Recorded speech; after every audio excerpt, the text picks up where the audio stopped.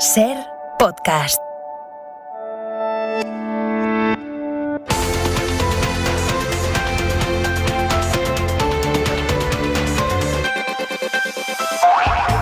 La investigación sobre la Operación Kitchen, la trama parapolicial supuestamente montada para impedir que la justicia pudiera hacer su trabajo sobre los papeles de Bárcenas, toca hueso del Partido Popular y se acerca un poco más a Rajoy. La que era secretaria general del partido y fue además ministra de Defensa y presidenta de Castilla-La Mancha, Dolores de Cospedal, y su marido, el empresario López del Hierro, han sido citados como imputados. Ya estaba imputada toda la cúpula de Interior y policial del gobierno de Rajoy y ahora la investigación señala al partido. Hablamos de una investigación, son hechos, por tanto, que todavía tienen que acreditarse en un juicio, vaya eso por delante, pero hablamos de utilizar el aparato del Estado para espiar a Bárcenas al margen de la ley y robarle los documentos que pudieran perjudicar al PP en un tribunal. Es a esta hora atronador el silencio del actual presidente del PP, que lo es, por cierto, presidente del partido, por el apoyo de Cospedal en el congreso que los populares celebraron en el año 2018.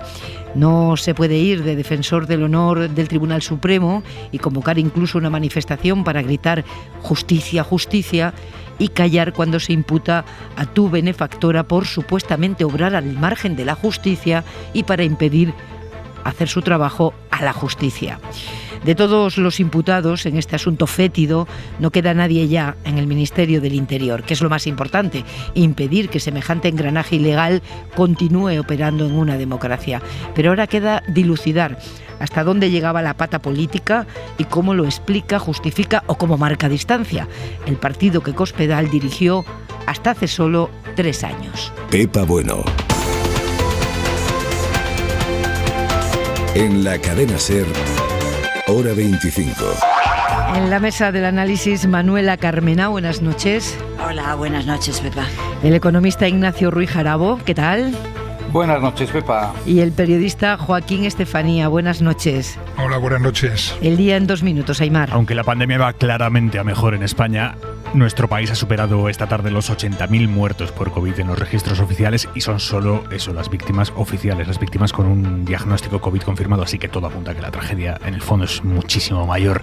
Hoy, gobierno y una gran mayoría de comunidades han pactado que hasta que el 70% de la población española no esté vacunada del todo, los bares y los restaurantes no puedan abrir más allá de la 1 de la mañana y las discotecas hasta las 3 como mucho.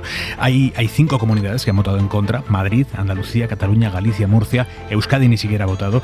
Teóricamente, al haberse decidido por mayoría en el Consejo Interterritorial, esas comunidades también están obligadas a acatar esos límites a la hostelería y al ocio nocturno, pero Madrid, por ejemplo, ha dicho ya que no lo va a hacer, no lo va a cumplir, y ante eso la ministra de Sanidad advierte: saben que yo voy a estar siempre con los que suman, no con quienes no realizan esta operación aritmética. Ya hemos tenido situaciones precedentes. Quiero recordar con la DAC del Puente de San José y Semana Santa, y recordarán lo que pasó, que fue de obligado cumplimiento. Acaba de hacer la administración Biden un movimiento un tanto extraño con los aranceles que Estados Unidos tenía previsto aplicar a productos de varios países, incluida España, en castigo por la tasa Google. Estados Unidos impone nuevos aranceles, pero los congela al mismo tiempo y deja fuera algunos de los sectores que podrían haber sido nefastos para nuestra economía.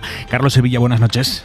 ¿Qué tal? Buenas noches. Sí, Washington añade nuevos productos a la lista de aranceles que plantea como respuesta a la tasa digital aprobada en España y en otros 5 países, pero automáticamente amplía 6 meses más la suspensión de todos los aranceles, un plazo con el que se quiere dar tiempo para alcanzar un acuerdo en el seno de la OCDE sobre fiscalidad internacional. Según fuentes del Ministerio de Industria y Comercio, de esos nuevos productos sobre los que se iban a aplicar aranceles, la administración Biden ha eliminado 9 de la lista seca en el pulpo y uno de los más importantes para el sector del calzado ante el inicio del verano, las sandalias, aunque por otra parte hay otras variedades de este tipo de productos que sí aparecen en la lista hecha pública por Estados Unidos. Washington considera que el impuesto a los servicios digitales, la llamada tasa Google, es discriminatorio, pero se compromete a alcanzar un consenso sobre tributación internacional en el marco de la OCDE y el G20. Y queda ya menos de una hora, 55 minutos escasos, para que en Israel se pongan de acuerdo los muchos partidos que van a tener que entenderse en una coalición múltiple si de verdad quieren echar a Netanyahu del poder. A nuestras 11 de la noche termina el plazo.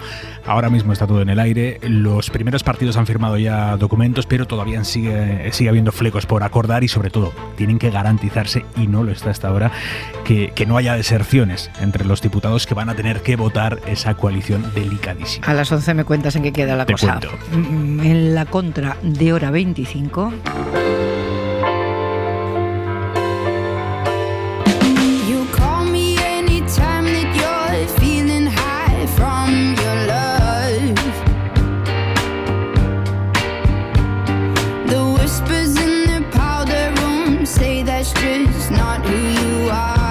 Manuel Javois, buenas noches. ¿Qué tal? Buenas noches. Para hablar hoy de una mujer, Naomi Osaka, se llama la tenista que ha dejado Roland Garros después de que la multaran con 12.300 euros porque no quiere dar las ruedas de prensa del torneo. Dice Javois que no soporta esa presión.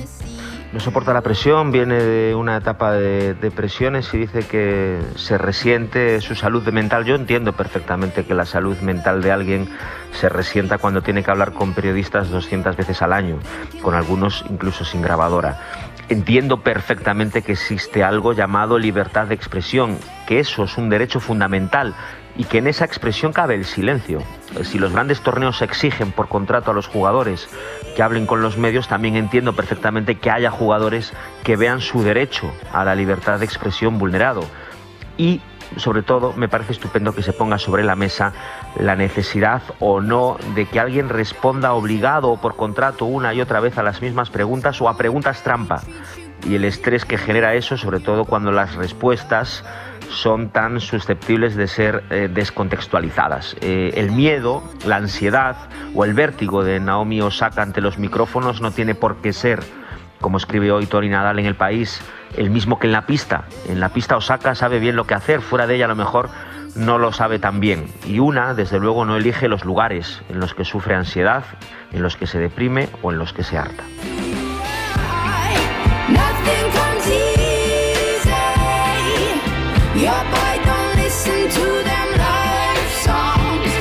Un beso y hasta mañana, Javois. Hasta mañana, Pepa, un beso.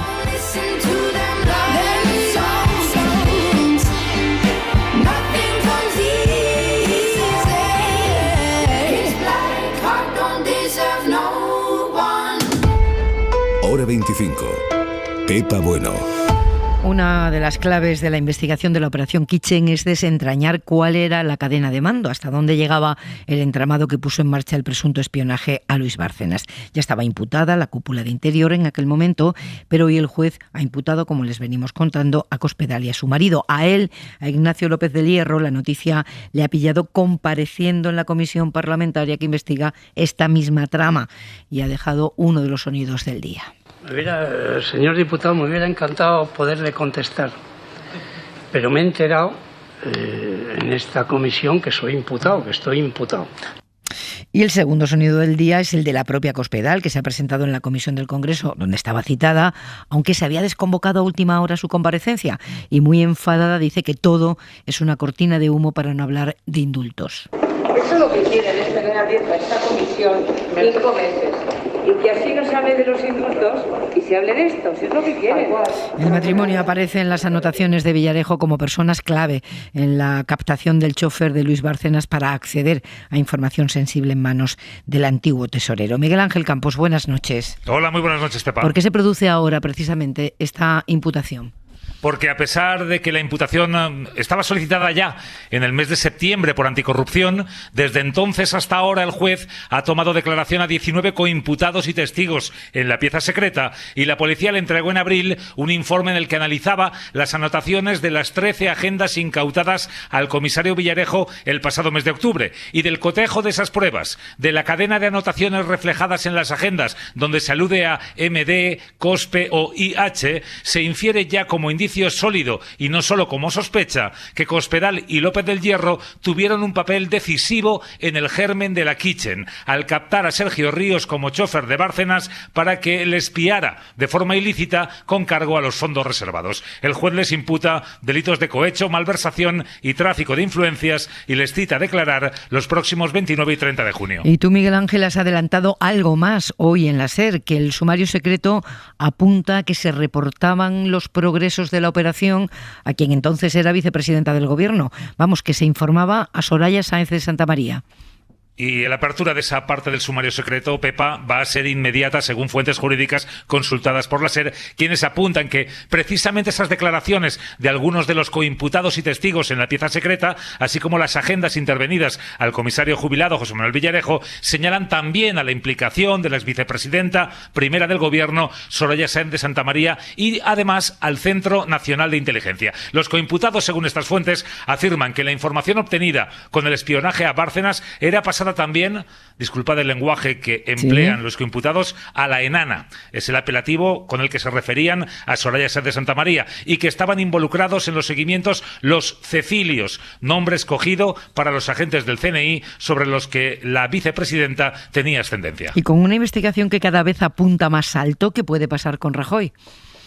Bueno, hasta ahora, Pepa, las investigaciones apuntaban a que esta operación fue montada aparentemente desde el Ministerio del Interior para proteger al PP y a sus dirigentes en el caso de su caja B. Los indicios ahora recabados en la pieza secreta vienen a indicar que esto fue una operación creada y nacida desde el PP para proteger al PP y a sus dirigentes de la caja B, obstruyendo la acción de la justicia. Los indicios apuntan a que hasta el momento hay sospechas, indicios claros en algunos casos, de la participación de hasta 3 ministros del Gobierno y altos cargos. Son Soraya Sáenz de Santamaría, también el exministro del Interior, Jorge Fernández Díaz, y ahora María Dolores de Cospedal. Resulta difícil de entender para estas fuentes consultadas que el presidente del Gobierno y del partido, Mariano Rajoy, no conociera estos indicios. Además, se dan también otras pruebas, apuntan estas mismas fuentes, que hay anotaciones referidas en las agendas de Villarejo a esas reuniones mantenidas, también a esos mensajes remitidos a Mariano Rajoy Brey, al presidente del Gobierno entonces. Hay conversaciones entre los coimputados en las que aluden que el Barbas o Rajoy estaba al corriente de las investigaciones, y está por ver si Villarejo logra demostrar esa manifestación que realizó la semana pasada en la Comisión de Investigación de Kitchen, cuando dijo que se escribía SMS con Mariano Rajoy manteniéndole al corriente de las últimas investigaciones de Kitchen. Lo hizo sin pruebas, pero sostuvo que en esos 4 discos duros que permanecen encriptados en poder del Juzgado de Instrucción número 6 de la Audiencia Nacional están las pruebas que demostrarían la existencia de esos mensajes de texto. Hasta ahora, en cualquier caso, Pepa, las fuentes consultadas apuntan que sí, hay sospechas de que el presidente del Gobierno estaría al corriente del operativo, pero no hay indicios sólidos suficientes, bastantes, como para proceder a una imputación judicial. Miguel Ángel Campos, muchas gracias. Buenas noches. A ti, muy buenas noches. La pregunta ahora es cómo está manejando toda esta historia Génova, la actual cúpula del Partido Popular. Mariela Rubio, buenas noches. ¿Qué tal? Buenas noches, Pepa. De momento, Cospedal es inocente, decía el portavoz nacional del partido. Creo que en estos momentos, desde luego, es inocente porque tiene ese derecho constitucionalmente reconocido. La imputación, en este caso, es a efectos de toma de declaración con todas las garantías. E insisto, en este momento, ella legalmente, desde luego, es inocente. Pero ni Martínez Almeida ni Génova han aclarado qué va a pasar ahora. En su artículo 18, los estatutos dicen que cuando se tenga conocimiento de la imputación de un afiliado por corrupción en cargo público, conductas tipificadas por delitos dolosos o incompatibles con los deberes éticos del partido, se le abrirá expediente informativo. En aplicación de estos estatutos, la imputación en la misma causa del exministro Jorge Fernández Díaz en septiembre conllevó la apertura de ese expediente informativo, un expediente que se transformaría en disciplinario con posible suspensión de militancia con la apertura de juicio oral. Pero Génova no ha procedido así, al menos de momento, en el caso de Cospedal, y tampoco ha explicado por qué se actúa de manera distinta con la que fuera secretaria general del partido. Tampoco aclaran si tiene que ver con el convencimiento que reina en el PP de que Cospedal dejará pronto de ser investigada. Y en la Comisión Parlamentaria de Investigación, la que estaba en marcha hoy en el Congreso, se ha hecho una lectura más allá de lo estrictamente jurídico de estas imputaciones que se han producido justamente hoy. Fuentes muy destacadas de esa comisión creen que no es casual que la imputación se haya producido este miércoles, sino que pretende esa acción que los ahora imputados no declararan ante sus señorías. ¿Pero por qué? Carolina Gómez, buenas noches. Sí, aunque resulte paradójico, en la Comisión Kitchen entienden que el juez está protegiendo a Cospedal porque le ha dado la excusa perfecta para no declarar ante el Congreso de los Diputados y no responder a las preguntas de los partidos.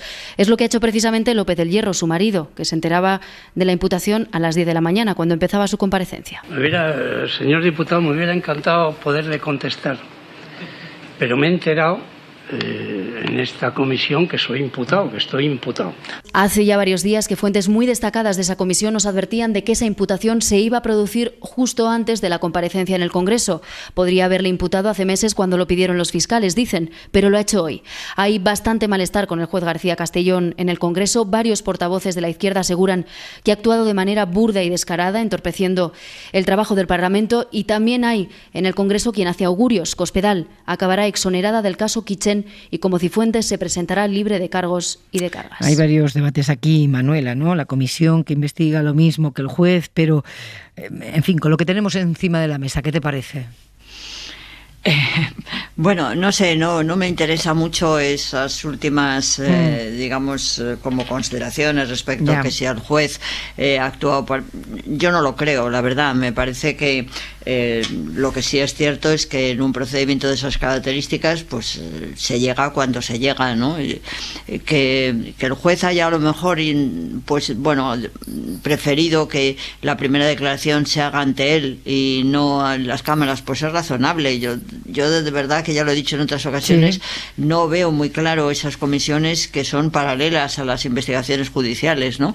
Y que, bueno, no tienen un cariz muy distinto, y a mí me parece que sí que es interesante hacer esas comisiones para investigar por qué suceden, cuando suceden esos actos de corrupción, cuando haya habido ya la constatación por medio de una sentencia que así los declare. Pues entonces me parece importantísimo que políticamente se estudie por qué ha pasado, las responsabilidades, etcétera. Pero hacer comisiones paralelas a las instrucciones de los jueces, sinceramente, yo no lo veo, ¿no? Lo que me parece muy interesante, sin embargo, es el plantear un poco la respuesta que yo he escuchado que ha dado la señora Aguirre y el señor Almeida, ¿no? El decir, no, en este momento lo que ocurre es que la señora Cospedal es inocente, ¿no? Bueno, ya sabemos lo que es la presunción de inocencia y lo que significa una declaración como investigado, ¿no? Lo que ocurre es que cuando hay en torno y dirigido a una persona con esa gran responsabilidad política que tuvo la señora Cospedal, hay una serie de imputaciones, es decir, de hechos delictivos en los que parece que ha tenido participación. Sí creo que lo que se debe hacer desde el punto de vista de lo que es la transparencia política es explicar. Bueno, yo entiendo que se explique después de haber declarado al juez, y yo creo que lo razonable sería pues que la señora Cospedal y los órganos del partido que la están, digamos, amparando, dijeran: la señora Cospedal va a declarar tal día ante el juzgado, después ella explicará por qué entiende que es inocente y por qué los cargos en principio que parece que se dirigirían contra ella y que pueden al final llegar al juicio oral o lo que sea, pues no son ciertos por esto, por lo demás allá. Es decir, que yo sí creo que ahí lo que falta es sin duda la exigencia de una explicación política como posterior a la declaración judicial. Yo creo que en eso la ciudadanía tiene derecho, porque eso es la transparencia y eso es, digamos, lo mínimo a lo que yo creo que obliga esa especie de contrato de representación que tiene cualquier político que ha sido elegido por los ciudadanos. Ignacio. Bueno, yo, por no repetir, suscribo 100% lo que ha dicho Manuela Carmena. No puede ser menos, además, dada su conocimiento de lo que es el mundo del derecho y del funcionamiento de la justicia, ¿no? Por añadir una cosa diferente, a mí hay dos cuestiones que me han llamado la atención respecto al funcionamiento de las instituciones en España. Una, puede que sea menor, pero es señalable, es el mal funcionamiento de la mesa de la comisión, ¿no? Es imputable al presidente, al secretario y a los letrados, desde luego, la falta de comunicación de la suspensión de la celebración de la comisión a la afectada, ¿no? Es inaudito. Tiene una trascendencia relativa, pero es inaudito que funcione tan mal la mesa de la comisión. Y otra, la imputación de Ignacio del Hierro a mí me sugiere una reflexión, porque, hombre, si fuera sin más que a alguien externo al partido, o por lo menos a lo que es la dirigencia del partido, hubiera colaborado y participado, en las actividades presuntamente delictivas, vamos a decirlo de momento presuntamente, bueno, ahí quedaría. Pero claro, como conocemos todos, o casi todos, lo que ocurría con el funcionamiento del matrimonio, un funcionamiento muy patriarcal, hasta el punto de que, como todo el mundo dice, a mí no me consta, pero todo el mundo dice, Ignacio del Hierro asistía, sin ser miembro, a comisiones internas, a reuniones internas del Partido Popular en Castilla-La Mancha, e incluso asistía, sin ser miembro, evidentemente, a reuniones del gobierno de Castilla-La Mancha, ¿no?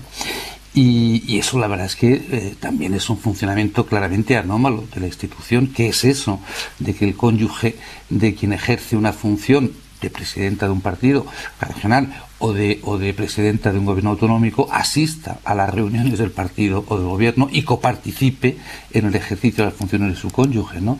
Esto está pasando desapercibido en estas horas, pero yo creo que invita a una reflexión seria. Con las cosas que hemos escuchado cuando los matrimonios están a las claras en un Consejo de Ministros. Claro, efectivamente. Cuando están a las claras y nombrado, ¿no? Otra cosa es que Ignacio del Hierro hubiera sido nombrado consejero del gobierno regional. Bueno, entonces sí. Pero fíjate, Joaquín, que tenemos al ministro del Interior imputado, a la secretaria general del partido, que ha sido ministra de Defensa, presidenta de Castilla-La Mancha, imputada. Nos apunta a Campos que, a su juicio, ¿no?, en la parte del sumario que todavía es secreta, se dirigen los indicios a la vicepresidenta del gobierno. Que estamos hablando de toda la cúpula del gobierno y del partido. Es que yo creo, Pepa, que para analizar lo que ha sucedido hoy hay que poner primero el foco muy amplio y luego poner el microscopio a cada una de las cosas, ¿no? Fíjate que lo que ha ocurrido hoy es, en primer lugar, de una atacada que se imputa a la ex secretaria general del Partido Popular, María Dolores de Cospedal, por el caso Kitchen, por soborno, por malversación, por tráfico de influencias. Según nuestro compañero Miguel Ángel, va a aparecer en el sumario inmediatamente, hay una implicación en el sumario de la vicepresidenta Soraya Sáez de Santamaría. Al mismo tiempo, hemos conocido que hay una apertura de juicio al vicepresidente económico Rodrigo Rato por delitos fiscales, por blanqueo y por corrupción. Y para no acabar el día, a media tarde, conocíamos el resultado de la comisión de expertos del pacto antitrafugista que determinaba que el presidente de la Comunidad de Murcia y los 4 miembros de Ciudadanos que no siguieron las órdenes del resto de su partido son tránsfugas. Fíjate qué 4 circunstancias que afectan al Partido Popular en estos momentos. Que vendan pronto Génova, porque si no venden pronto Génova no sé qué va a quedar del partido. Y luego ahora tenemos que entrar como en un microscopio en cada uno de esos casos. En el que estamos hablando, que es el del caso Kitchen, realmente ocurre lo que tú mencionabas en tu introducción. Estamos viendo que lo que está afectado no es un ministerio ni es la policía, sino que es la estructura orgánica de un partido que en estos momentos es el primer partido de la oposición, pero entonces era el partido en el poder, y la estructura orgánica de un gobierno. Sí. La estructura orgánica de un gobierno en donde puede haber una vicepresidenta, está una exministra de Defensa, están montones de cargos, empezando por el ministro Jorge Fernández Díaz del Ministerio del Interior, etcétera, etcétera. Eso ya es mucho más complicado y mucho más serio que un caso de corrupción y de soborno y de espionaje al tesorero del Partido Popular con fondos reservados. Es la analogía de algo que estaba ocurriendo en este país en esos años. Y esto sí que es verdaderamente importante, significativo, ¿no? Se cumplen ahora 3 años de la moción de censura que sacó a Rajoy de la Moncloa por aquella sentencia sobre corrupción, y estaba todo esto investigándose todavía. A propósito de lo que decías, ¿no?, de Rodrigo Rato, ¿no?, hombre fuerte del PP, hombre fuerte de Aznar, el deseado, hoy ha vuelto efectivamente a los titulares de los medios. Está en libertad condicional por la causa de las tarjetas de Bankia, pero ahora el juez abre juicio oral contra él por el presunto origen ilícito de su patrimonio y le da, Pilar Velasco, un día para conseguir 65 millones de euros de fianza hasta que haya sentencia. Buenas noches. Sí, 65 millones por responsabilidad civil y de no hacerlo se le embargarán los bienes. Rato se sentará en el banquillo por delitos contra la hacienda pública, blanqueo y corrupción entre particulares. El Juzgado 31 de Madrid ha acordado la apertura de juicio oral por las irregularidades en los contratos de publicidad de Bankia, comisiones ilegales incluidas y los negocios de Rato en su etapa como presidente de la entidad. Según la instrucción, a través de una red de empresas en paraísos fiscales que controlaba junto a Testaferros, introdujo 7,2 millones de euros en España, la mitad de origen desconocido. El total del fraude asciende a 8,5 millones de 2006 a 2015.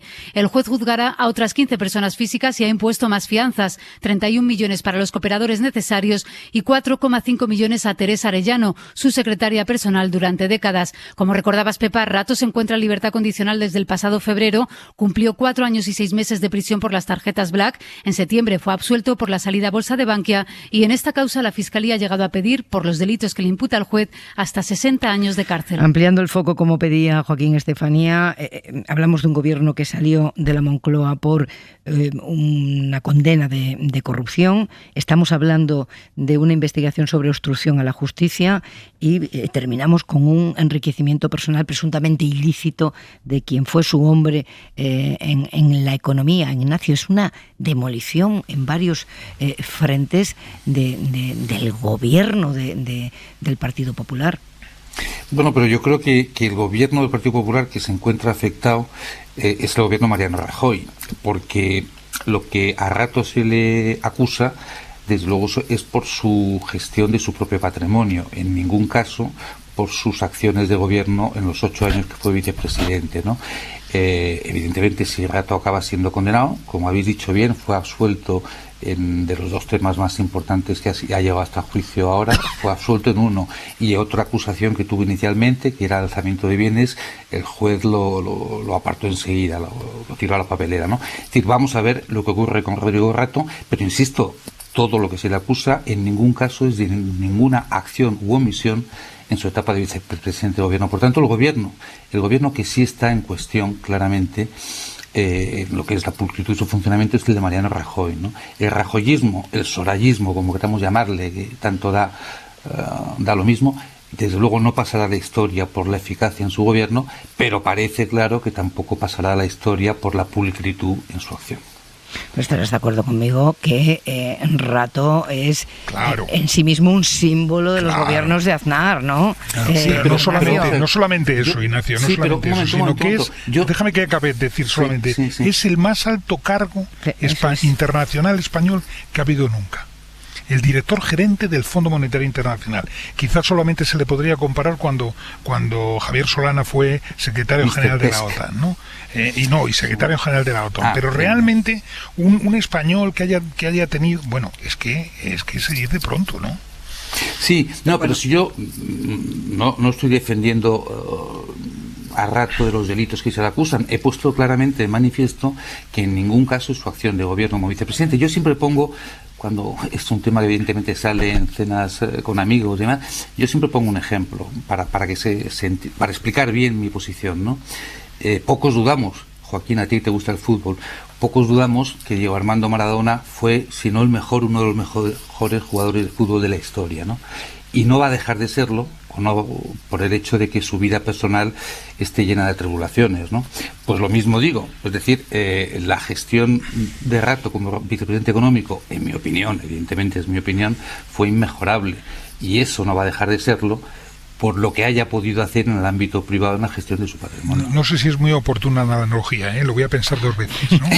Sí, a mí la verdad, yo en eso creo que hay una cosa muy delicada, ¿no? Es decir que podemos considerar que es encomiable la actitud de un ministro de Hacienda que elude el pago que le corresponde de los impuestos en virtud de toda una serie de operaciones irregulares. Yo creo que eso ya es tan definitivo como para manchar, impregnarle de una crítica absolutamente rigurosa y inevitable, porque no se puede aceptar que haya podido hacer bien el trabajo que le correspondía al frente del Ministerio de Hacienda, ¿no?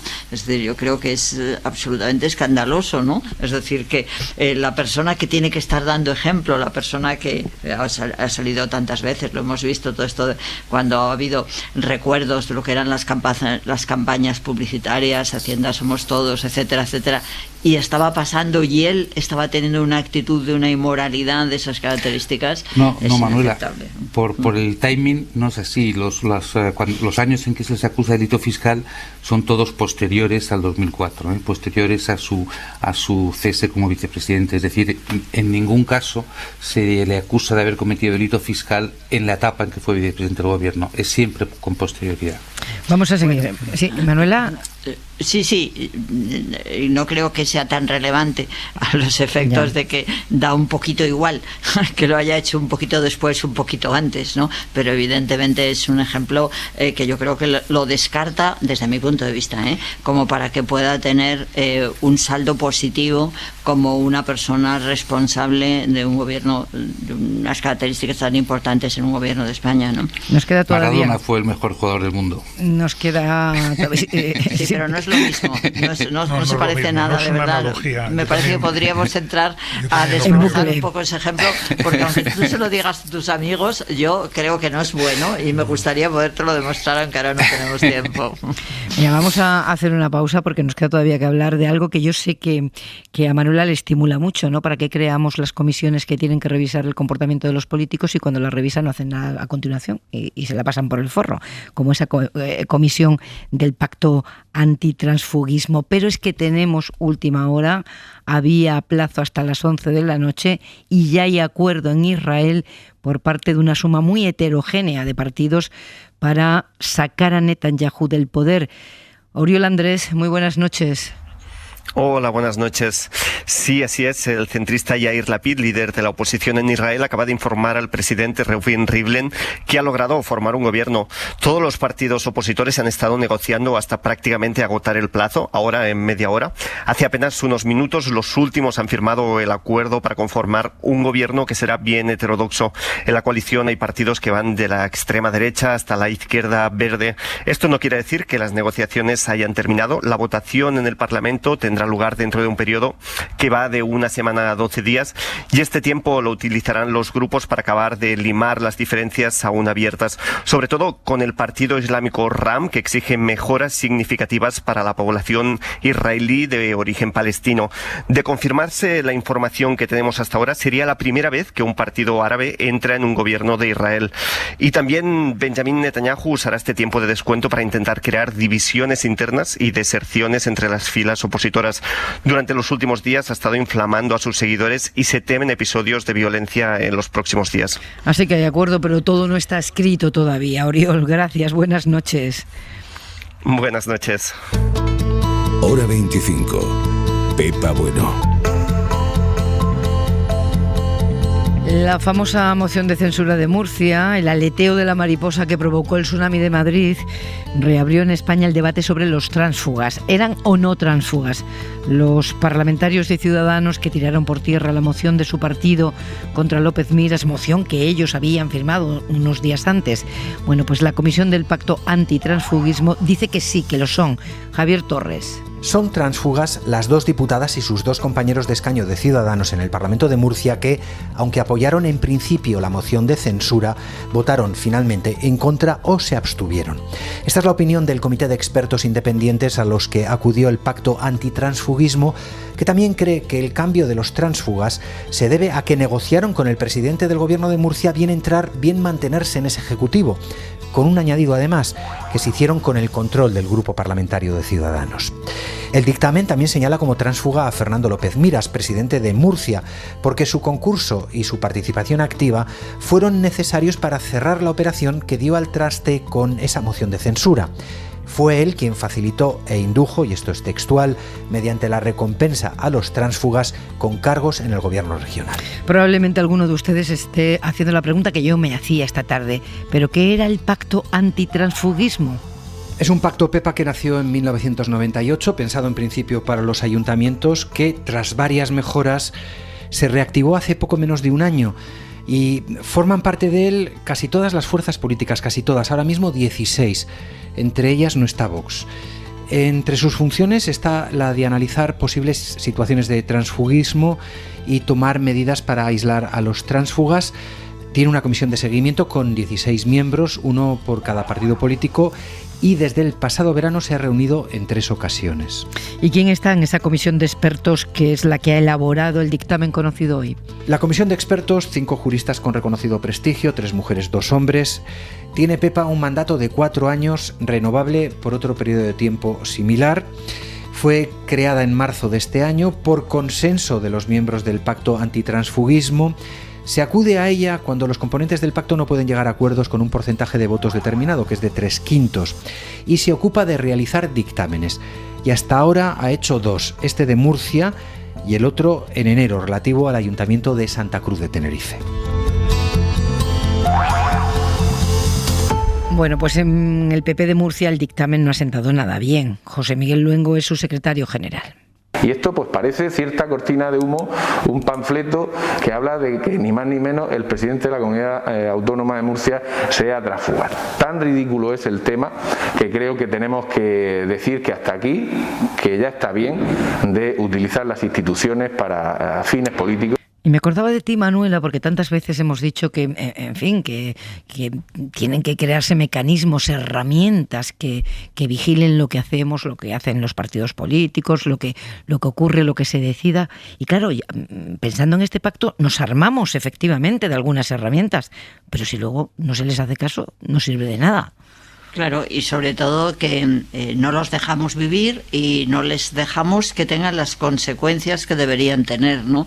Yo ahora mismo no sé exactamente cuáles eran las consecuencias que tenían una declaración de estas características, que ha hecho, yo creo que con mucha corrección, los expertos a los cuales se les había confiado esa responsabilidad. No lo sé, no sé cuáles eran las consecuencias, pero sí sé, por ejemplo, cuáles son las consecuencias del código ético que se hizo, pues yo creo que también fue el año pasado, ¿no? Entonces, el código ético hace una referencia a las responsabilidades disciplinarias, ¿no? Y yo creo que lo que tiene sentido es que haya esa estructura de responsabilidades por la falta de ética en el propio ejercicio de la responsabilidad, pues como presidentes, bueno, con cualquier tipo de cargo, y debe tener unas consecuencias disciplinarias, ¿no? Y habrá que abordarlas, ¿no? Y entonces sí que me parece que es importantísimo saber, ¿y ahora qué, no? Claro, ¿y ahora qué? Este es el dictamen. Ahora nada. Ahora nada. Pues ¿no? Entonces habrá que deshacer esa estructura. Pero, Pepa, ya has visto que en el propio gobierno de Murcia no reconocen el documento del comité de expertos, como ha hecho este señor, que no recuerdo qué cargo ocupaba, que acaba de estar. Es el secretario general del PP allí. Fíjate, ¿no? Es pero decir, Joaquín, perdóname, sí. Si a mí no me parece, quiero decir, que cuando a uno le toca asumir que se ha equivocado, que ha hecho las cosas mal, que ha tenido una actitud no ética, etcétera, bueno, pues que proteste, que no quiera cumplir, pero lo que sí tiene que cumplir es la estructura. Estoy de acuerdo entonces, contigo, ¿no? Lo que yo te digo es que esto no puede quedar así, ¿no? Ahí hay una responsabilidad enorme de todos los firmantes del pacto, y yo diría que también de los firmantes de esos códigos éticos, porque ¿para qué se hacen si después no tiene consecuencias? Nos juntaremos la semana que viene aquí y lo recordaremos, ¿no? A ver qué ha ocurrido, ¿no? A mí, lamentablemente para mí, porque eso es muy lamentable, ¿no? Es que, en mi opinión, lo van a descalificar, como ya han empezado a descalificarlo por parte del gobierno de Murcia, a pesar de que las cosas que dice dentro del documento, porque además del documento están las cosas que dice dentro del documento. Por ejemplo, que hubo traición a sus compañeros, ¿no? Dice textualmente, ¿no? Bueno, pues todo eso va a ocurrir y lo único que va a generar es un crecimiento del desapego de personas como yo, que creemos que después de todo esto pues no va a ocurrir nada. y el señor López Miras va a seguir como siempre, y los 4 tránsfugas de Ciudadanos van a seguir en el gobierno de Murcia, etcétera, etcétera, ¿no? Melancólico, ¿no? Dos comentarios. Uno, no conozco el dictamen, lo voy a leer con mucho interés, solamente las conclusiones últimas, ¿no? Pero me llama la atención, espero que sí haya hecho referencia a eso el dictamen, porque todo empieza con una falta de ética absoluta, ¿no? Ya no sé, que es casi de un sainete. Es decir, que es que alguien que está en un gobierno presenta una autocensura a su propio gobierno. Vamos a ver, es que todo empieza así. Empieza una cosa que es rocambolesca, ¿no? Es decir, que un partido que está formando parte de un gobierno de repente se da cuenta que tiene que autocensurarse y presenta una moción de censura contra su gobierno. Todo empieza así. Después, hombre, yo no sé si al final, como se ha dicho, los llamados tránsfugas hicieron, es decir, con la mayoría del grupo parlamentario, es que eran mayoría. Entonces, una duda cuando menos sobre un transfugismo de los que eran más frente a los que eran menos, ¿no? Y finalmente un tema quizá técnico, no sé, en fin, yo creo que a López Miras, si finalmente, efectivamente, consideramos todos, yo no, pero desde luego, que hubo transfugismo, pues López Miras se habría beneficiado de unos tránsfugas. Pero decir que es tránsfuga, a ver, voy a decir, atreviéndome delante de Carmena, soy un insensato, el que comete receptación, pero no ha robado, ¿verdad? Pues López Miras, mutatis mutandis, ha podido cometer receptación, pero él no ha robado. Bien, y luego finalmente una cuestión, vamos a ver, sí, es una comisión de expertos, démosle mucho valor, muchísimo, pero en el mundo del derecho, en España, la mayor comisión de expertos es el Tribunal Supremo. Pregunto, ¿queda invalidado la posibilidad de un indulto porque la mejor comisión de expertos que hay en este país, en el mundo del derecho, ha dicho que el indulto no procede? Hombre, yo creo que hay cosas que son vinculantes y cosas que no lo son. Y, por tanto, se puede discrepar absolutamente de la comisión de expertos. Y yo, desde luego, simplemente por lo de López Miras, ya discrepo. Y si no hace referencia en todo su análisis a cómo empezó todo, con esa cosa completamente estrambótica de una autocensura de parte de un gobierno a sí mismo, pues hombre, yo creo que se respetará, yo lo respetaré, pero desde luego no lo compartiré en absoluto las conclusiones. Bueno, a mí lo que me parece de verdad muy importante es cuando hablamos de algún hecho e intentamos analizar un acto, pues yo diría y te pediría no confundir unas cosas con otras, ¿no? Estamos hablando de algo que yo creo que es muy interesante y es la ética, digamos, de los representantes políticos. Y hablábamos en muchas ocasiones de lo importante que es que ellos mismos se establece lo mismo que hay un reglamento y que si se incumple ese reglamento hay unas sanciones disciplinarias, pues se amplía por medio del código ético o por este tipo de pactos, aunque ya digo que no sé cuáles eran las consecuencias de una declaración de estas características, ¿no? Pero estoy hablando de instrumentos que son específicos para garantizar la ética en concreto en la clase política, en los representantes políticos que están en las instituciones, ¿no? Entonces, no sé, no tiene nada que ver, de verdad, aunque me parece que puede ser interesantísimo hablar sobre el indulto y respeto que haya opiniones de todo tipo, pero de verdad no tiene nada que ver, son dos cosas completamente diferentes, ¿no? Y luego, pues tampoco me parece muy adecuada la comparación que has hecho en relación con el delito de receptación. Me vas a perdonar, pero no tiene nada que ver, porque tú sabes que hay en la acción, hay muchas maneras de actuar en un determinado delito, y entonces si para que el delito sea necesario es preciso que haya una concurrencia de determinadas personas, pues el delito lo cometen unos y otros, sin perjuicio de que tengan una situación diferente de provecho en el hecho mismo del delito, ¿no? Pero bueno, yo creo de verdad que cuando... Ya dije yo que era un insensato poniendo ese ejemplo.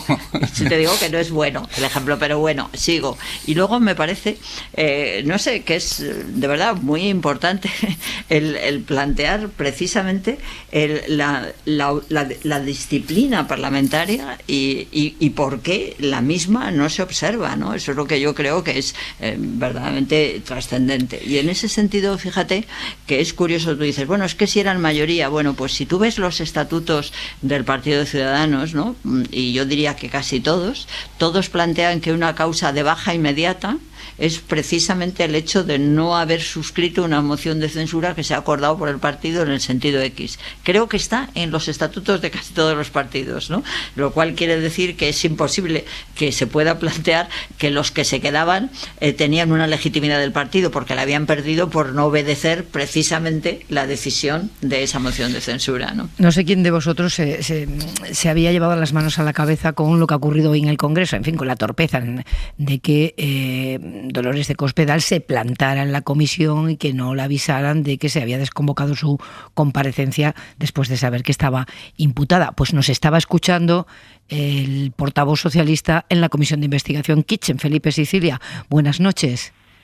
Hola, buenas noches. Y nos ha dicho, quiero contar cómo ha sido. ¿Cómo es posible que Cospedal no se haya enterado o se había enterado? Bueno, la señora de Cospedal se habrá enterado casi con total seguridad por varias razones. La primera y más evidente, Pepa, porque ha sido pública esa desconvocatoria, se ha conocido por los medios, de la misma manera que ha conocido su imputación precisamente también por los medios de comunicación.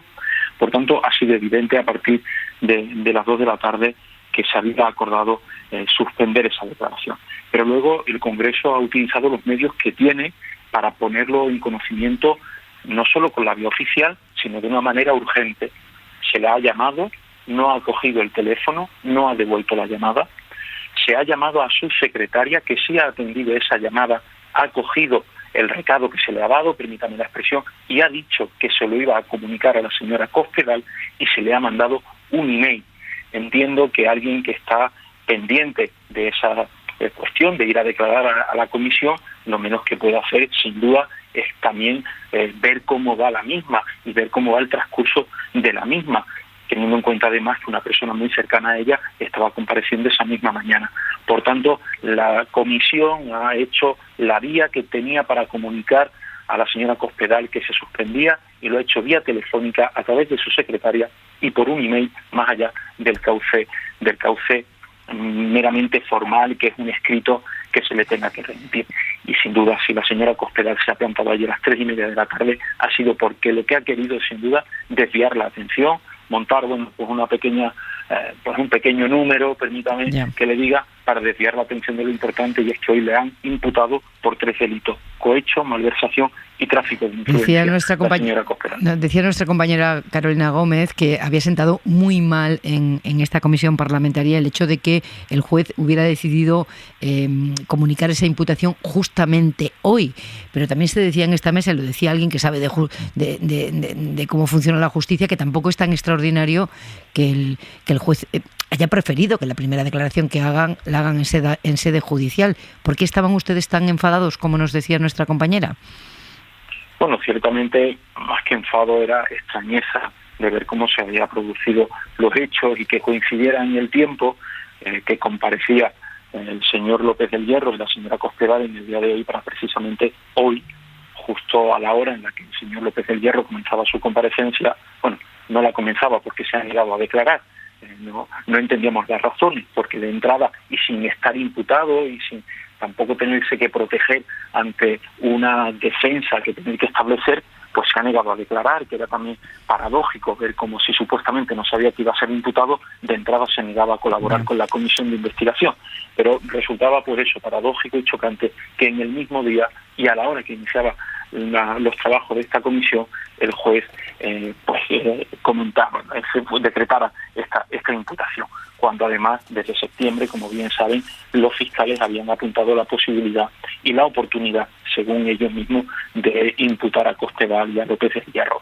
Bueno, sobre todo extrañeza, pero desde luego respeto a la decisión del juez instructor y nosotros seguiremos también haciendo nuestro trabajo en la comisión de investigación, también con el mismo respeto que exigimos a un órgano sumamente importante, que es el que hay en el Congreso de los Diputados, que es esta comisión de investigación, que creo que está sacando a la luz muchas cuestiones y que, bueno, pues ni más ni menos que estamos viendo cómo altos dirigentes del Partido Popular, en este caso la señora Cospedal, ha sido imputada, involucrada en una trama de corrupción que muestra que en el Partido Popular la corrupción ya no es solo cosa del pasado, también sigue siendo del presente. Muchas gracias, Felipe Sicilia. Muchas gracias. Buenas noches. Buenas noches, gracias. Bueno, pues vamos a avanzar porque quiero hablar de economía. El gran dato económico de hoy es la caída del paro registrado. Es una bajada récord de desempleo en el mes de mayo, 129.000 personas, casi 130.000. Nunca antes, desde que hay registro, se había producido una caída así en este mes. Y el número de cotizantes vuelve a niveles prepandemia. Nos acercamos un poquito más a esos deseados 20 millones de cotizantes. Ha sido levantar el estado de alarma y producirse esta recuperación de empleo inmediatamente. Pero ojo, que en España sigue habiendo 3.781.000 parados, medio millón más de los que había antes de que el coronavirus lo parara todo. Joaquín, ¿qué nos dicen estos datos del paro en España? Bueno, pues nos dicen que se ha iniciado una recuperación que probablemente va a ser muy desigual, es decir, pero que va a ser en muchos casos muy fuerte, porque no solamente está pasando esto, sino que está aumentando mucho el consumo, o sea que son datos positivos. En las tripas del paro registrado están también los datos menos positivos, que no debemos olvidarlos, ¿no? Uno es que a 3 meses de que finalice la última prórroga por ahora de los ERTES, todavía quedan 500 y pico mil personas ahí dentro, de los cuales probablemente una parte de ellos, y quizá una parte significativa de ellos, pasarán del ERTE a las cifras de paro. Y segundo, y muy importante, que de esos 3,7 millones de desempleados que hay, 1,6 millones no tienen ninguna prestación. Es decir, que tienen que entrar en otros circuitos, como puede ser el ingreso mínimo vital o las ayudas autonómicas, etcétera, etcétera, porque el seguro de desempleo ya no les llega por ser parados de larga duración. Así que tomar los datos con cierta euforia, porque en este momento en que casi todo lo que contamos es catastrófico, que aparezcan datos sobre el empleo y sobre la afiliación a la seguridad social tan buenos es importante, pero saber, como tú decías, que estamos en un momento muy complicado. Y si a eso le juntas el análisis que ha hecho la Organización Internacional del Trabajo, sí, la OIT, no sobre nuestro país, sino sobre lo que ha ocurrido en el año 2020 y 2021 con el paro en el mundo y también con la pobreza en el mundo y con la caída de ingresos de las personas que han trabajado, todavía tenemos un trecho, ¿no? Mira, que tenemos aquí el informe de la OIT, lo tiene Aimar. Sí, y habla de un impacto brutal, porque la factura que nos deja esta pandemia es de 242 millones de trabajos en todo el mundo, entre los que se destruyeron y los que no se han creado, y la consecuencia directa es una tasa de paro global de casi el 6%. No veíamos algo así desde 2013. El virus se ha llevado por delante empleo, pero también todo el camino que habíamos hecho en la lucha contra la pobreza. El director general de la OIT dice que hemos perdido el trabajo que habíamos hecho en 5 años. Nada menos, Ignacio. La recuperación va a ser globalmente asimétrica, también tan asimétrica como se intuye, porque en España sí, con un mes con el estado de alarma levantado, cruzo los dedos, se produce esta recuperación del empleo. Hemos de pensar que en los próximos meses, si la vacunación sigue su curso, pues podemos tener un rebote de la economía importante, ¿no? El rebote de la economía es cierto. Bueno, los datos son magníficos, afortunadamente, y el rebote de la economía es cierto. Ya venía apuntando, fíjate, por decir un dato adicional a los laborales, a los de carácter laboral, la recaudación tributaria empezó el año muy mal. En los primeros meses del año se estaba recaudando menos que el 2020, ¿no? Y sin embargo, el último informe mensual de la agencia tributaria resulta que ha pegado un subidón enorme. Creo que es el mes de abril o mayo, ahora no estoy muy seguro, ¿eh? Quiere decir que ya la economía estaba dando indicios de recuperación, y efectivamente se ha confirmado con los datos de trabajo y de paro en relación al último mes de mayo. Pero apuntando lo que decía Joaquín, alegría sí, triunfalismo ninguno, porque fíjate que todavía no estamos en el punto de salida, pero claro, en la línea de lo que acaba de decir Aimar, la OIT calcula lo que se ha perdido, no solamente por el gap que hay respecto a lo que había antes de empezar la pandemia, sino que la comparación es a dónde hubiéramos llegado en número de empleos de no haber existido la pandemia. Es decir, la economía española iba creciendo e iba creando empleo. Por tanto, el gap que ha provocado la crisis no es comparar el dato previo a la pandemia con el actual, sino el actual con el que hubiéramos alcanzado en ausencia de pandemia. Pero está bien, y además, como se ha señalado en alguna nota del gobierno que he leído, pues es importante que ha sucedido este repunte en todos los sectores, en todos, y en todas las comunidades, en todas. Es decir, digamos que el repunte es universal, sectorial y territorialmente.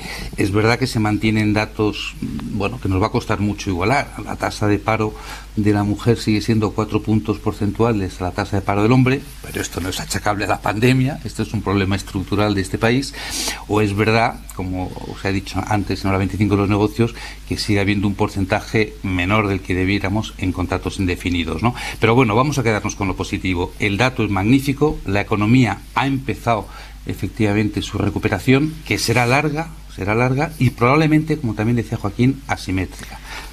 Sí, asimétrica sí, parece que sí, sobre todo con los datos de la OIT, ¿no? La OIT lo dice en recuperación desigual en la economía mundial y distingue mucho entre los países que han creado este tipo de colchón, como el nuestro, con medidas de gasto social, y aquellos otros que lamentablemente ni tienen estado del bienestar ni han podido poner, porque no tenían dinero, en dinero público, no han podido poner en marcha todas estas medidas, ¿no? Aquí lo que ocurre, vacunación.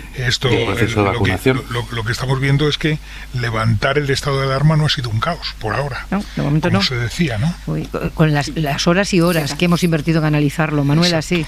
Sí, yo quería decir simplemente que cuando algo va bien, me parece que es súper importante que pensemos por qué. Es decir, hemos conseguido una cosa importante, ¿no? Estamos todos contentos, estamos superando la situación de paralización que tenía nuestra economía, ¿no? Y yo creo que lo ha dicho un poco Joaquín, pero a mí me parece que habría que reforzarlo, ¿no? Porque después se oyen todas estas cosas de el desastre de lo que se ha hecho durante la pandemia y tal.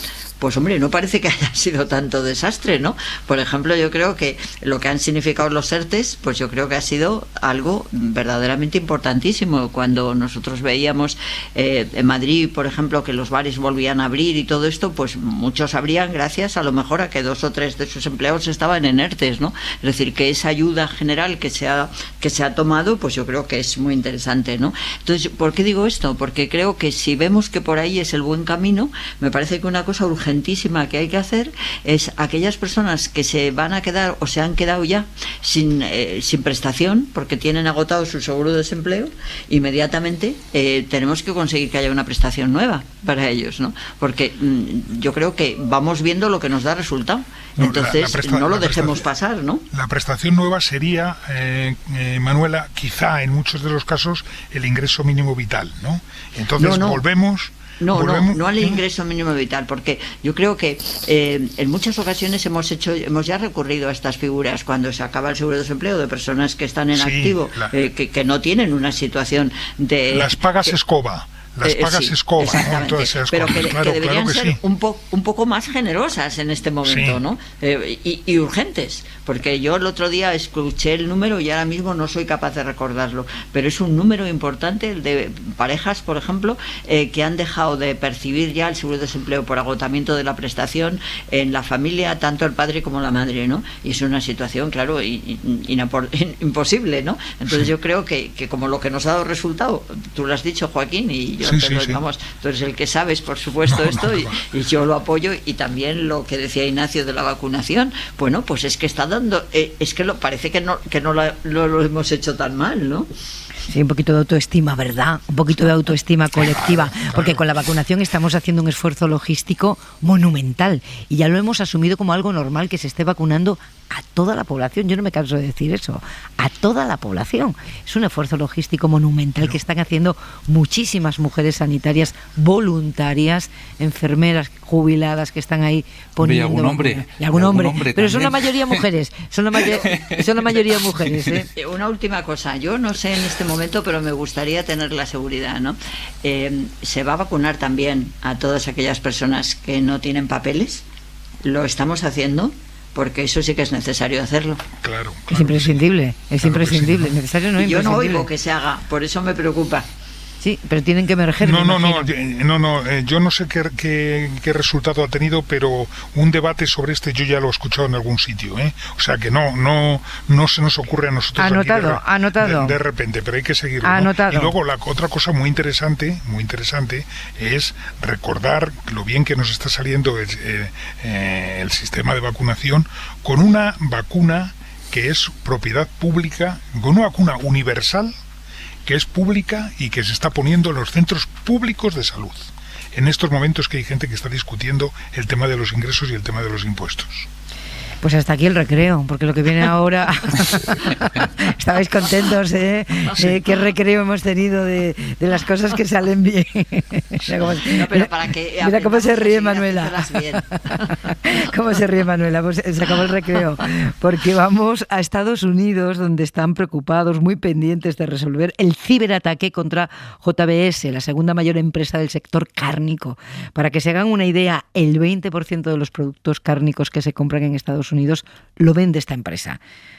Ese es el último ataque, pero no es el primero. Por eso la ciberseguridad se ha convertido en un asunto, en una preocupación de Estado. Marta del Vado, buenas noches.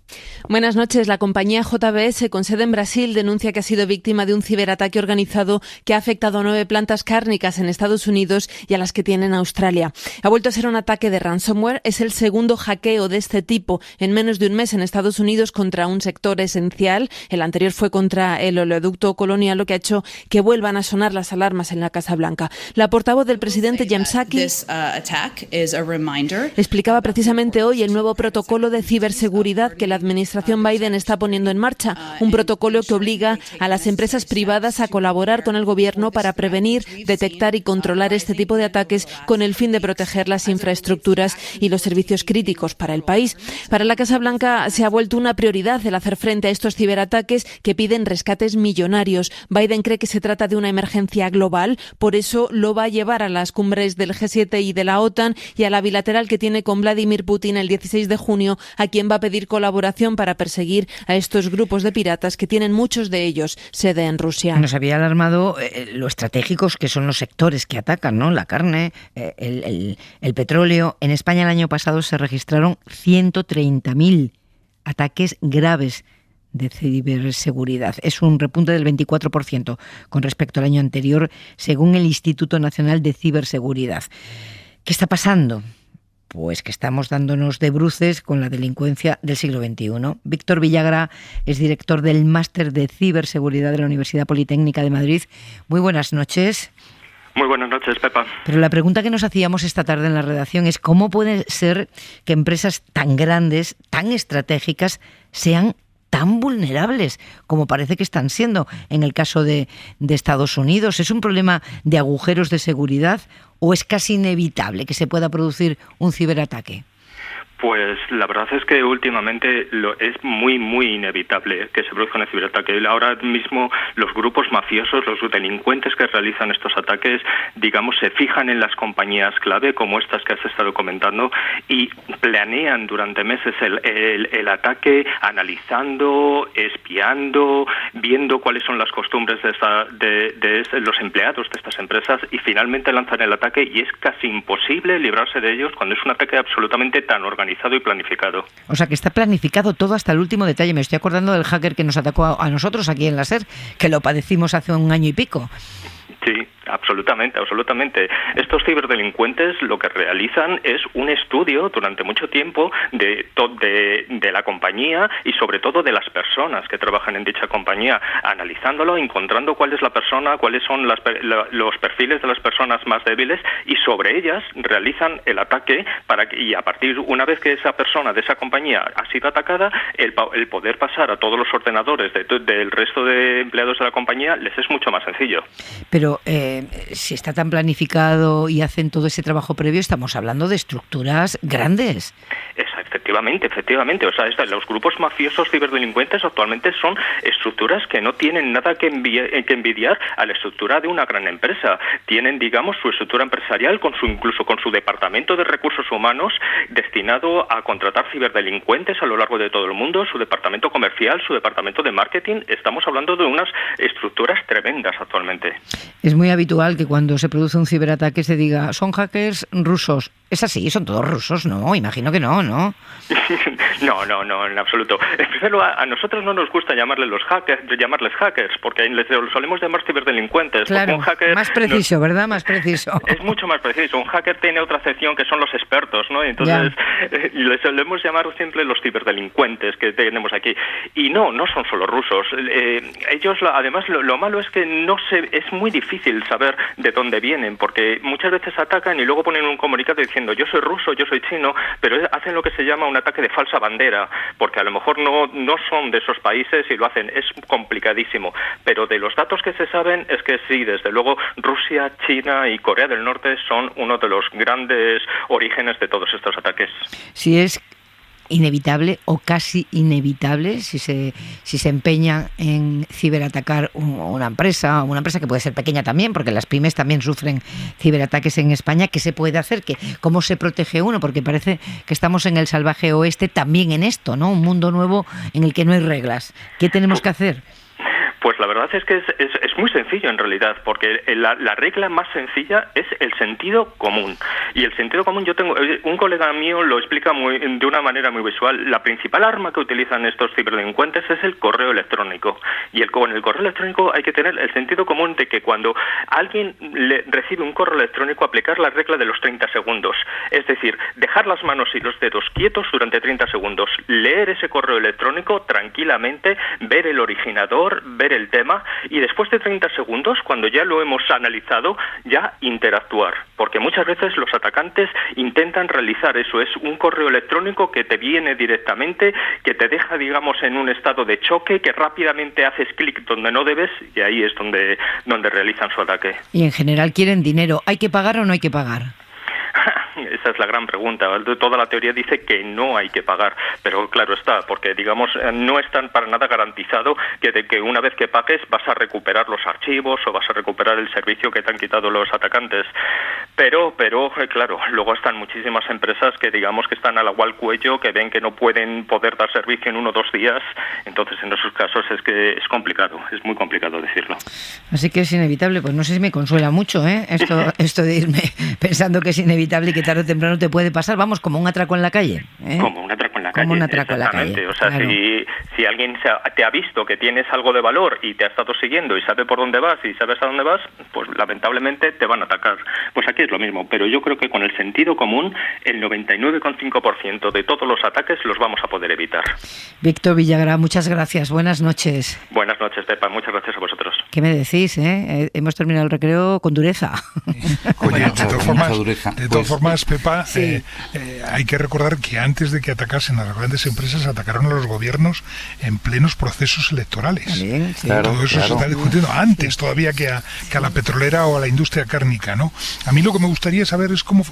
Aquí en España hay un organismo que es yo creo que se llama algo así como el Instituto Nacional de Ciberseguridad, que es un organismo que depende del Ministerio de Economía de Economía de este país, sí.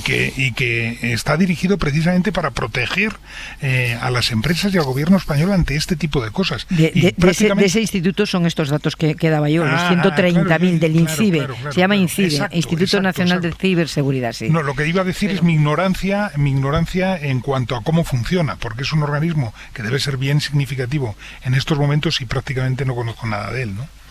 A mí lo que me parece es que lo más particular de este tipo de delincuencia es la dificultad impresionante de identificación de los delincuentes, ¿no? Porque yo creo que lo que nos ha explicado el experto, pues no es, bueno, está bien lo del sentido común, pero todos sabemos que siempre puedes tener una distracción, ¿no? Y que es inevitable que en un momento determinado lo de los 30 segundos pues no te funcione, porque si no, no pasarían nunca percances en el mundo si todo el mundo tuviera siempre una actitud tan responsable y tan medida y tan controlable. Yo creo que eso no es solución. Yo creo que lo que me parece a mí que esto nos viene como demasiado, lo estábamos viendo, ¿no? Es decir, que las redes no tenían control. Es decir, yo creo que una de las cosas tremendas es que hemos aceptado la no identificación de los actores en la red, ¿no? Y lo hemos dejado pasar. Y claro, ahora mismo, el otro día, ¿os acordáis? Creo que ya lo comentasteis, cuando el Tribunal Supremo consideró que efectivamente podía haber sido una agresión, era una agresión sexual, un acto que se había llevado a cabo por medio online, vale. Sí.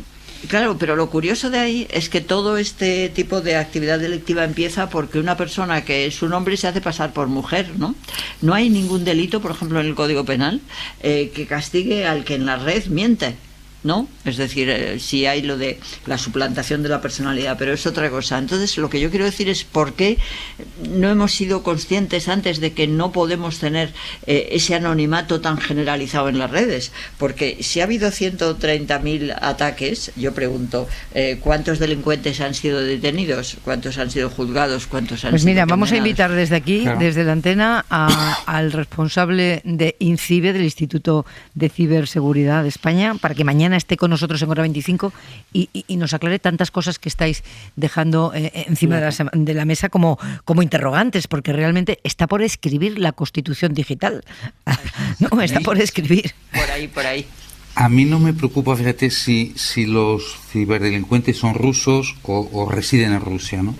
Lo que me preocupa es que puedan tener alguna conexión directa o indirecta con los estados, en este caso, efectivamente, con el Estado y con el gobierno ruso, ¿no?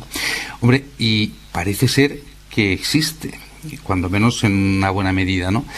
Así se debe entender del anuncio de hace un mes de la administración Biden, cuando dijo que iban a hacer acciones visibles e invisibles contra el gobierno ruso. Las invisibles las desconocemos, pero las visibles sí. Han expulsado 14 diplomáticos rusos de Estados Unidos, precisamente acusándoles efectivamente de connivencia con esta ciberdelincuencia. Han puesto en marcha una cancelación de préstamos a Rusia por parte de las instituciones financieras norteamericanas. Luego, cuando menos la administración Biden sí tiene claro que existe esa conexión entre la ciberdelincuencia que afecta cuando menos a los gobiernos. Hay miles de agencias del gobierno norteamericano afectadas por el hackeo, miles, y Rusia. Claro, si Rusia es verdad, como cree la administración Biden, que está detrás de este proceso, o de buena parte de este proceso, es que podemos estar ante la Cuarta Guerra Mundial. Digo cuarta porque entiendo que la Guerra Fría fue la tercera, ¿eh? Y entonces no solamente es la delincuencia del siglo XXI, sino que sería la Guerra Mundial del siglo XXI. No me la pasaba, por eso lo he aclarado. Bueno, yo creo que antes de empezar a poner etiquetas de procedencias de países, de verdad... Pero lo ha puesto Biden, Biden lo ha hecho.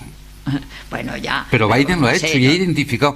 Biden ha identificado las instituciones vinculadas al gobierno ruso que colaboran o amparan o ayudan a estos ciberdelincuentes. La administración Biden ha sido muy explícita y antes de este problema de la carne, lo hizo ya como consecuencia del oleoducto, de instituciones de seguridad nuclear, etcétera.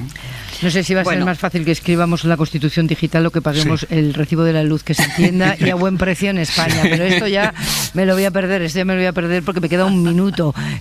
¿Conseguirá Joaquín Estefanía bajar el precio de lo que pagamos esta nueva factura que entró en vigor ayer con unos nuevos tramos de discriminación horaria, que de momento el primer día no ha sido un éxito, precisamente porque los hábitos no se modifican de la noche a la mañana? Será difícil, ¿no? Yo creo que también hay que entrar en el debate de si para que el recibo de la luz sea más barato tenemos que introducir también en el tema del IVA que se paga un IVA por la luz en España muy superior del 21%.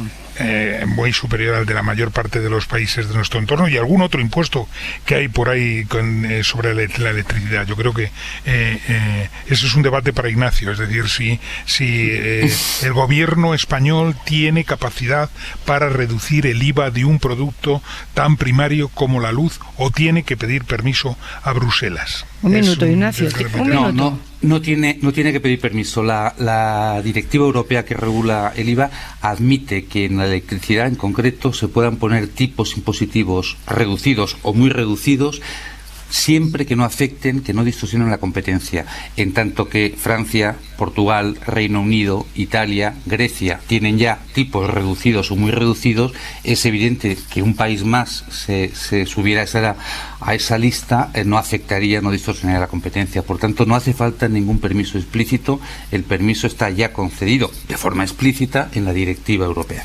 ¿Con qué nos vamos, Aimar? Con las primeras palabras de Brahim Ghali, líder del Frente Polisario, después de su salida de España.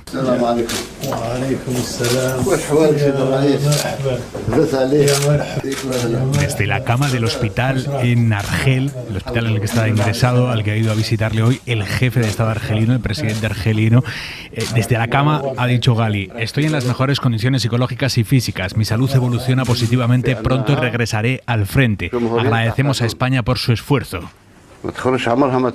El propio presidente argelino, Abdelmadjid Tebboune, que es el que estamos escuchando, le ha dado la razón a Ghali y ha dicho: agradecemos a España por su esfuerzo y aceptación. Todo esto con Ghali en la cama, el presidente al lado de la cama, grabados por la televisión pública de Argelia.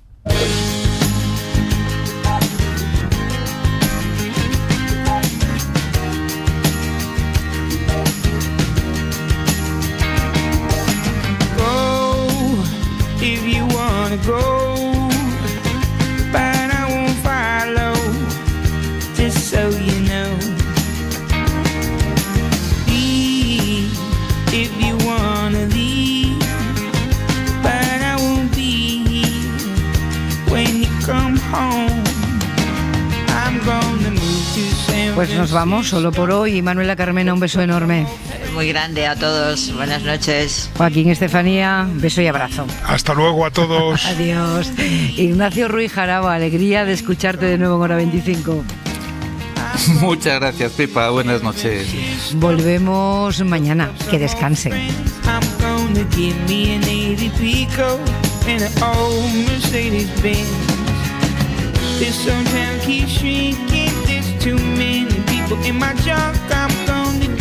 A lot of drinking 'cause it don't hurt when I'm drunk.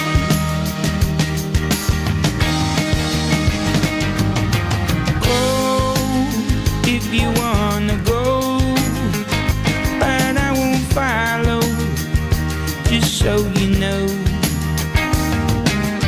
Leave if you wanna leave, but I won't be here when you come home. Victorian, down in the lower hay. I'm gonna get me an old accordion and play for the tourists on the Golden Gate. I'm gonna plant a little garden, paint my bathroom blue. I'm gonna try real hard to get over you.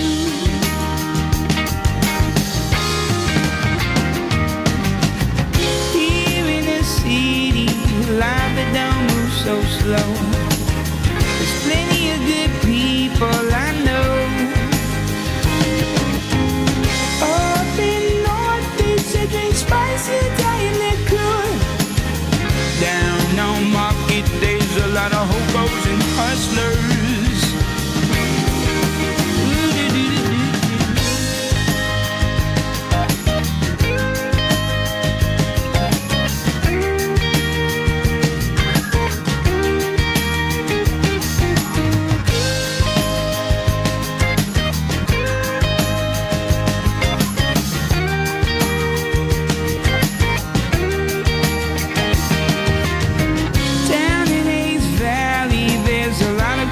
Restaurants deep in the Tenderloin, you can have anything you want.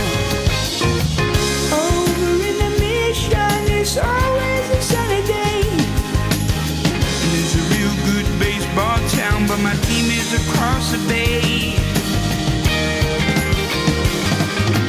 Go if you wanna go, but I won't follow. So you know. Suscríbete a Hora 25. Todos los episodios y contenidos adicionales en la app de Cadena SER y en nuestros canales de Apple Podcast, Spotify, iVoox, Google Podcast y YouTube. Escúchanos en directo en la SER de lunes a viernes a las 8 de la tarde.